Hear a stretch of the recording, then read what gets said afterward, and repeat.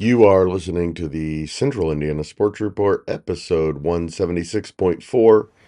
Mike Rich reacts to the Pacers' 134-130 overtime win over the Wizards in D.C. You're listening to the Central Indiana Sports Report with your host, Greg Mengelt. Mike Rich, you would think that after a game against the worst team in the NBA, the Washington Wizards, that there would not be a ton to talk about, but boy, is there a bunch to talk about. Welcome back to the Central Indiana Sports Report, Mike Rich.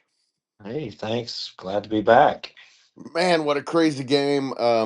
It looked lost for most of the second half. Didn't play well at all. There wasn't even a very good stretch, much in the game at all, until late in the fourth quarter and in overtime. Mike, let me do a quick 15-second recap and then get your opinion. Yeah, Uh, sounds good. all right, the Pacers trailed by 13 at halftime. It just got worse in the third quarter. They made a big comeback, then outscored the Wizards 14-10 in overtime for a 134-130 victory. Lots of heroes. Mike, your thoughts? Uh, I think this was just this was a win by our bench. Oh, You no know, doubt. I think 73 points. 31 with Toppin. Mathern had 28. McConnell had 10. Just an outstanding performance. They well outscored our starters. I think Halliburton, he just didn't seem to have it going. They seemed like they were dragging, especially in that third quarter. And I think bench played most of the third quarter, and Toppin, led that comeback. Yes, you did. So I think, this is definitely a bench win. It looked like, I was sitting there in the second quarter thinking they're ready to go on vacation. They're ready Yeah, for the All-Star break. it sure And seemed like it, didn't it? yeah, but Halliburton still, he hit big shots Oh, and down the he hit them stretch when was they amazing. counted. Yeah, down the stretch. And so a lot of props out to him too. I mean, he ended up, I think, with 19, 20 points, something like that. 20 So I points, mean, 7 assists. The number, yeah, the stat line doesn't look bad, but man, did it no, look no, bad for three quarters. Oh, it did. I was about to start putting together a list of questions for you, Mike, that started with what in the world is going on with Halliburton? Do we need to start having some questions? Because, if it happens every once in a while, fine, but it's Yeah, two or three times in a week it's happening, and too many games where he is not the best player on the floor. And then in the fourth quarter, we realized that he was the best player on the floor. yeah, yeah. It just seems to flip that switch, and I mean, when you needed the big shot, he hit the big shot, and he play. But that's what you just want to see that more consistently. And the last three games have just been kind of rough, and going. I mean, being down close to 20 points each game. I mean, I'm looking at the Knicks game the other night, and I'm like, Ugh. yeah, you had Brunson in foul trouble. They play the Lakers, and you don't have Luca, you don't have LeBron, and you get 40, 45 scored on you by Austin Reeves. I mean, come on. Yeah. uh, Well, and you and kind of understand. I completely understood that Lakers game. End of a long road trip. They just went to yeah, Paris. Then they went out west. But man, you cannot do that three times in a row and just lay no, eggs and make it an excuse, because that's not an excuse anymore. not against the team that's only won 9 games. Yeah, I don't think they beat any other team in the league tonight, Mike. No, no, absolutely not. Absolutely not. That being Uh, said, there were lots of heroes. They, especially in yeah. that fourth quarter. We talked about the bench. Um, Benedict Matherin looks like he could be a number one player. He's still young. He looks like the way he finishes at the rim. Holy cow! In overtime, was he spectacular? Oh yeah, he was. I totally agree. Um, just takes control, and and he's not afraid to take the No, shot. He's no, not. he's He's not. Maybe a little and, too, maybe a little too much. and if he misses it, he's not afraid to take No, the he's next not. one. No, no. So, And but if he's no, good enough, like we said, if he's good enough, that's a good thing. yeah, yeah, But until he's their top three player on the team, sometimes it hurts them. yeah, I agree. And again, I've been really happy that with Thomas Bryant. Oh, I think such a great addition. yeah, just a fantastic addition. Just some, the nitty gritty stuff of getting rebounds, playing some defense Setting inside, and just being picks. that big body, setting picks. I mean, just the dirty work that he does, and just helps the team so much. And so it's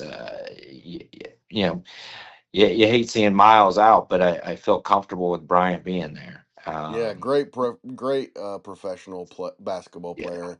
Got to appreciate absolutely. what he's doing, and that does hurt the starting lineup a little bit. And but what it really does is hurt the depth. But it didn't hurt tonight. Also, Opie Toppin, 31 points off the bench. He could not miss.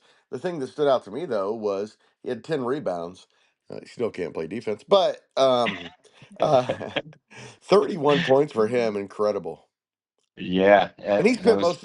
he spent most of the game playing with the starters. He did. He did. He was on fire, and I think he hit six threes or something like Yeah, that. So 6 for 11. yeah, so great stat line for him as well. And we needed it. I mean, we needed the spark that we got off our bench, and Yeah, we said this over and over. I mean, from top to bottom, I mean, we have a fantastic team.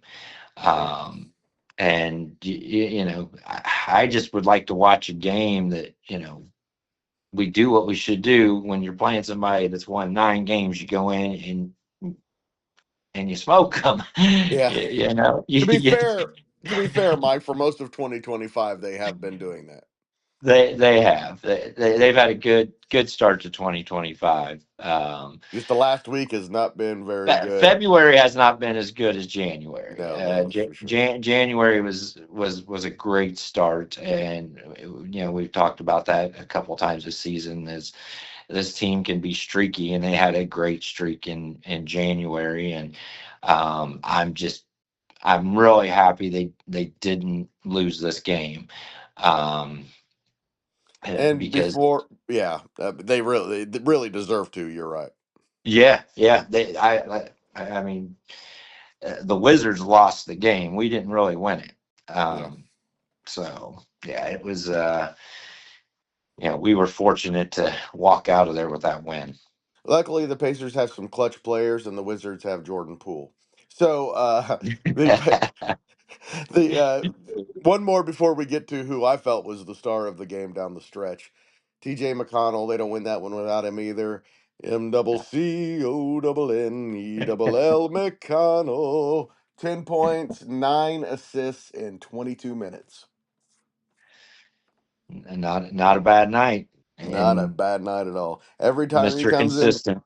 every time he comes into the game, he has a positive effect. I mean, obviously not every single night, but almost every single night comes Yeah, into the game and has a positive effect with his energy alone, and then his skill just gets better and better seems like every week. yeah, yeah. Seems like he's adding stuff every week. He's he's the best off-season signing we had. Absolutely. All right, now Yeah, let's talk about who I felt like was the hero. Of course, he was the defensive player of the month for January, and he was the defensive player of the night. Made the play down in the Jordan Poole had a shot to win the game at the end of yep. regulation. Andrew Nimhard would not allow him to get a good shot off. And then he had a shot to try to tie the game in the final seconds of overtime. Nimhard played perfect defense. Jordan Poole had no chance. And Nimhard really struggled offensively tonight. Disappeared for long stretches of time. What when he shouldn't, but really came up big in the end and is proving to be a great defensive player. Oh, I think that's why we were 10-2 in January. Absolutely. I mean, he is a difference maker on our team, and I think once he came back, you saw a change in our defense. You saw, and I think that synergy, uh, goes throughout the team. When he's playing hard defense, I think other people step up as well and play better defense. And um, so yeah, and they create so much off of the turnovers and the defense. So um, it's exciting to see, and I I really thought Washington wore themselves out. I mean, Yeah. they had a lot more energy at the beginning of the game. They were a Hmm. lot faster. They were running us up and down, and we just looked wore out. But I think it caught up with them Yeah, they about don't hit three. shots like that on a regular basis. I'm sure they Yeah. had a little extra bounce in their step for some of that game. Oh my gosh. I was like, they're not missing anything. Um, yeah, 23 pointers. Um, Shot what 51% from three. I mean, Yeah. it just seemed like everything was going down, and it's like, I mean, and we tried to mount a comeback, and it just seemed like they just kept it right there at 14-16, and then It. I walked away from the television a couple times, Mike, because I didn't want to see it anymore.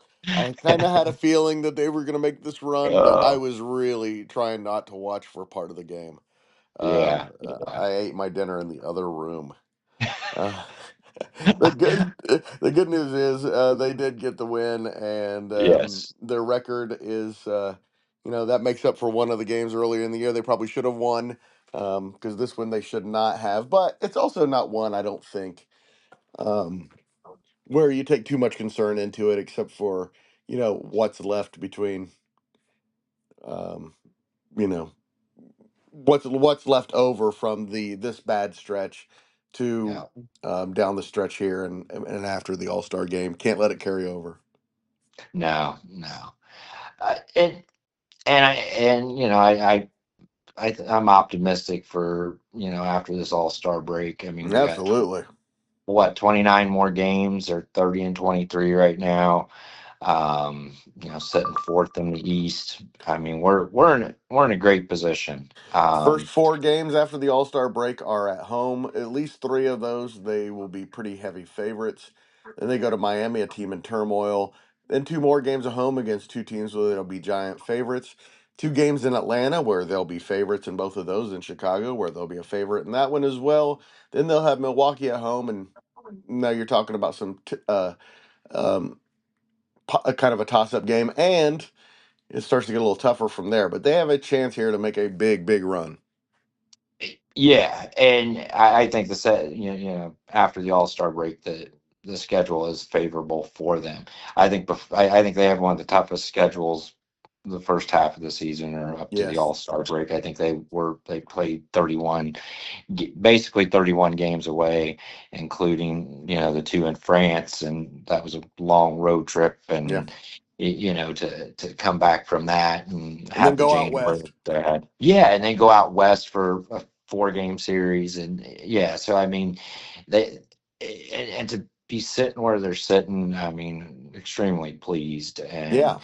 um I think we got a I really was hoping we would beat New York, Yeah. and take the series for the season. It's a good team um though, Mike. That Knicks it team is. is good. I'm Yeah, so glad yeah, that they're good again. I hate them so much that I want them to be good so they're a part of the picture, because yeah. basketball is better when the New York Knicks are good. It absolutely is. I think it's going to be yeah. If we can hang on to four, I'm happy. Yeah, And especially if Cleveland stays in three, and or Cleveland stays at number one, and New York and Boston have to play each other. yeah, Not that Cleveland. I still think Cleveland is a very good possibility. They're the Eastern Conference champions, but I would very much like to avoid those teams. And if yeah, Milwaukee could fall back one more spot, and you don't have to worry about them in the first round, then you're talking about a really nice path, another good chance to make a run. But there's so many games left between now and then; it's barely worth talking about. yeah, We'll be yeah. talking about the Boilermakers in the Final Four again before we're talking about that. uh, I don't know what happened with them over with Michigan last night. Ooh, bad final 7 minutes. That was it. I mean, gosh, they scored 91 on them not too long ago when Yeah, they played at and Mackey, and then and they to were the go better up. team. They were the better team yesterday for the Uh, first 35 minutes, but that doesn't matter. So no, I just got like my just like the Wizards were the better team tonight for the first yeah yeah. 45 minutes. Thank you so much to Mike Rich for joining in the Central Indiana Sports Report. The NBA is on the All-Star break, so Mike and I will talk a little Purdue Boilermakers later this week. And thank you for listening. Please like, subscribe, or follow, and tell a friend. You know the deal. We always appreciate it. The Central Indiana Sports Report is a product of ITG Media, and I love Susie.